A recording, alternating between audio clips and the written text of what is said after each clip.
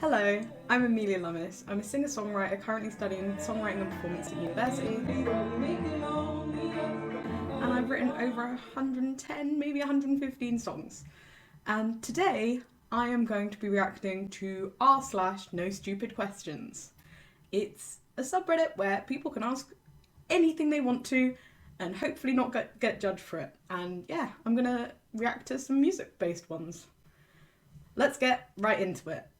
What exactly even is pop music? Like, if you rap sung over a Taylor Swift instrumental, would that be pop? Is it just generic sounding popular music, basically? I genuinely want to understand. The concept of genres is quite interesting, especially when you have pop music versus popular music. People use them interchangeably, but technically they don't mean the same thing. Popular music is just music that is made for a wide audience. So not necessarily classical music, more commercial, radio played. Pop music is a genre within popular music. It's kind of confusing because they could have just come up with a new term, but they didn't. Pop music stemmed from what rock and roll was. So rock and pop used to be almost the same thing.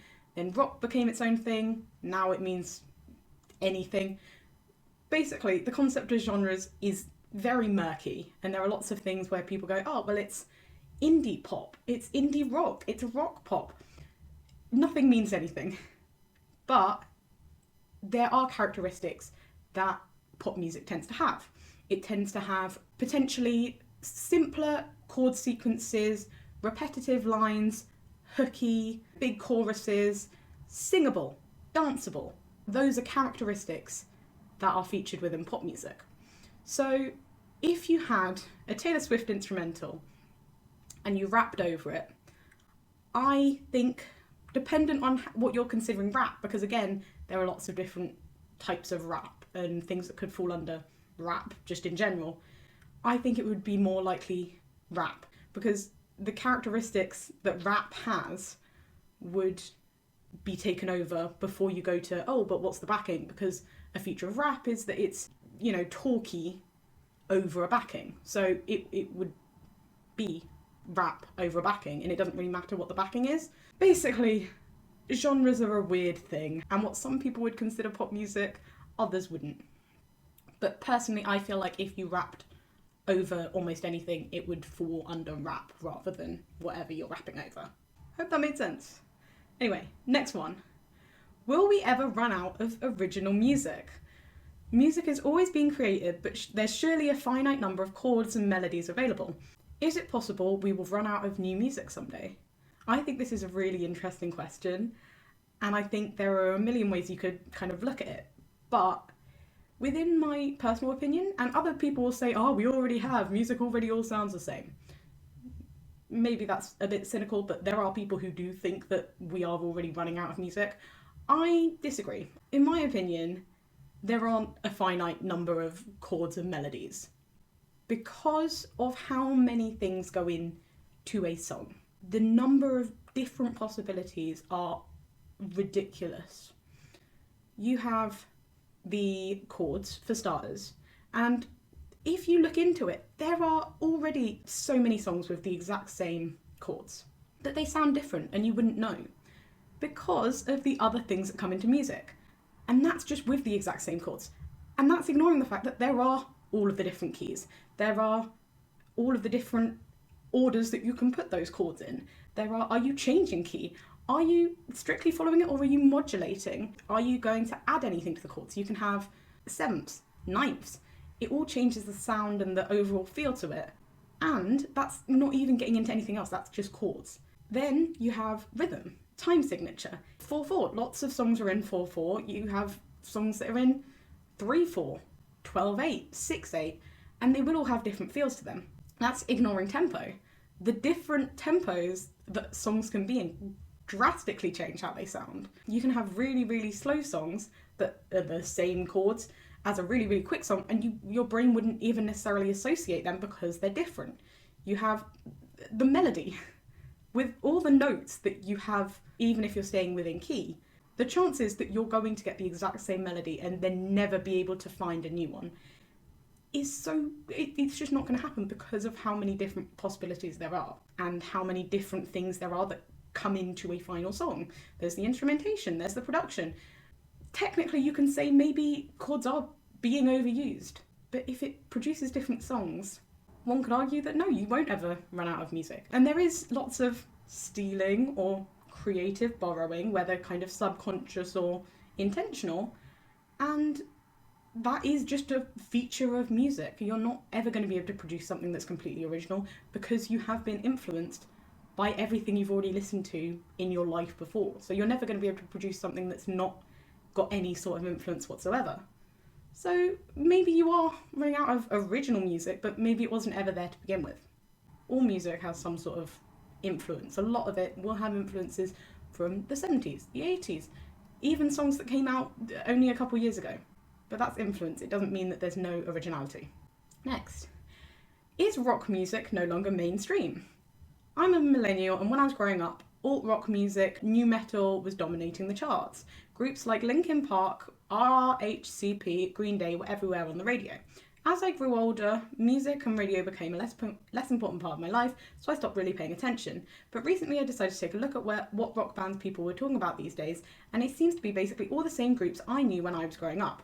There doesn't seem to be many new groups, at least at the high charting level. Has rock and its various subgenres declined as a mainstream music genre? I think dominating the charts is an interesting concept because for a long time, now obviously back in the 70s and around then, rock was a big part. Throughout the 90s there was a big shift where pop music became, this is pop music, it is everywhere, everyone's listening to it, this is the mainstream, this is what is on the charts, this is what everyone's listening to. And as that happened, everything else did kind of make way for it. I wouldn't say that there aren't any new bands, and there is lots of rock or alternative. Obviously rock as a genre has split off into sections, which forms a part of it as well, but the charts are being dominated by pop and things closer to that.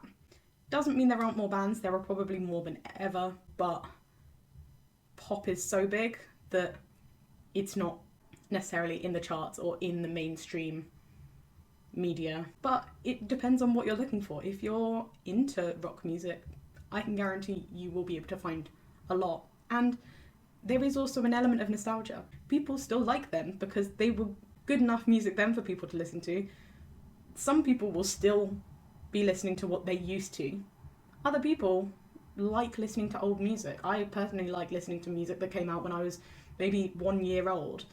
There is, at the moment, a high level of engagement with things of the near past. So that could be why those are still high up in people's rankings of bands, but it doesn't mean that there aren't any new groups, it just pop has taken over. Next, okay, why does only country music have noticeable accents? It's not like musicians from the South only ever make country music, but when people make virtually any other music genre and have a Southern accent, you can't really hear it when they sing. But mainstream country singers have super obvious twangs in their voices. Why? So, I'll firstly say that there are some other genres where accents are featured. For example, grime and British London accents within that. However, a lot of music does tend to have a bland, Americanized accent. Obviously, lots in pop, it's a kind of neutral, it sounds American, that's about it. Now, this has just become a feature of music because anything else stands out from the norm and creates a level of question. Why is that? That's not my usual understanding of what music is. Maybe I don't want to listen to that. It might narrow someone's audience if they keep their own accent. So pop music, mainstream music, other genres other than country and grime and things that specifically have accents do tend to keep a neutral accent because it widens the audience. However, with country music, the concept of authenticity comes into it. So authenticity, while you might think of it as meaning what is true to whatever the artist is feeling, or they're performing to their true selves, technically that is a part of it, but realistically, authenticity in music changes between genres and it's all about audience expectations. So within pop music, the audience expectation is presentation and a costume. That is what they expect. That is authentic within pop. Looking like you're on a stage. That is part of it. Whereas you have kind of grunge, a big part of that was nihilism. It was wearing whatever you want. It was looking however you want, singing however you want, because you don't care. And that was authentic to those audiences. Country audiences expect an accent because that is what is deemed authentic. In other words, even though it's the concept of authenticity, it is performed. And I'm not saying that they don't have the accent naturally, but there is a degree to which the accent is an expectation and therefore it just has to be met, because otherwise audiences might go, that isn't what I think this music should be. I'm not going to listen to it. And that is a box that a country artist might be put in. That, yeah, well, you have to have the accent. That is what is deemed authentic. Why is having the exact same musical taste you had in high school kind of frowned upon? I mean, isn't that most people? Look at what boomers still listen to. I think there might be some people who think it could show a level of immaturity to still listen to what someone listened to back in school days. However, it probably stems from the fact that most people will have changed what they're listening to, just because over time you've heard a larger range of music. You're maybe not in that teenage moment that you might have been in. And you found a new style that you like, or you found a new artist that you like. But not everyone has that. Not everyone had that kind of teenage, this is what I'm into, I'm obsessed with this. So lots of people will have naturally changed, not in any way rejecting what they used to listen to. I still love listening to the music that I listened to when I was back in school. I still like a similar genre. I will still listen to it from time to time. It might not be number one on my list of this is what I'm going to listen to now, but if any of those songs randomly popped up and I listened to them, I would enjoy it. I would sing along. I would have fun, and it would be a moment of, oh my god, this is so cool. This is exactly like it was back whenever it was. Even though I don't still listen to it, I still appreciate the music. I still have that sense of connection with it. And I think that's what most people like. I think that people who care about this, they're really showing their level of immaturity, because I feel that that might come from someone's own insecurities. And yeah, I mean, boomers do still listen to old music as a thing. Lots of people listen to old music, and like I said, nostalgia is in. Listen to whatever you want to. It doesn't really matter. If people care that much, I don't know what to tell you. Let them think what they want to. Let them listen to what they want to. And don't let it get to you. Okay, why do they never make new Christmas music? Why is Christmas music just the same 30 songs covered 100 times? It would be really nice if all the artists dropped a Christmas album every year with new Christmas songs for us to enjoy. Okay, I will say the idea of every single artist dropping a Christmas album every single year, that sounds like a bit of an ask, especially because albums are a big thing. They take a long time to happen. So Christmas songs don't start at Christmas. They don't get written in Christmas. They get written, months before. And the concept of Christmas music is a different style of writing to normal. It has different features. So there are people who specifically write Christmas music. And there are lots of new Christmas songs dropping every year. It will just be a single, but, lots of artists will do one. And most artists at some point in their career will drop a Christmas single. The problem is that when it comes to Christmas music, lots of people are talking about Christmas classics. Now, the classics have been around for a very long time, and that's why they've been covered a bunch of different times, because people already know them, people already listen to them, people like them, and it's easy. Realistically, people want to listen to it, they're going to listen to it anyway. Because it is so implemented within people's brains that yes, this is Christmas music, this is the song, it takes a while for new songs to come through and to implement themselves as this is the Christmas song. That's what Mariah Carey did with All I Want for Christmas Is You. That came much later than lots of the other Christmas songs that are big now. And it's now fully implemented itself as this is the Christmas song. More and more new songs are being put into the Christmas playlists. And it takes a while to cement itself as is what people want to listen to. It takes a while for it to get to that stage. And again, with the element of nostalgia, people want to listen to what they already have. But there is always new Christmas music. It is always coming out. So maybe just try and find some Christmas songs as they come out that year and see what they're like.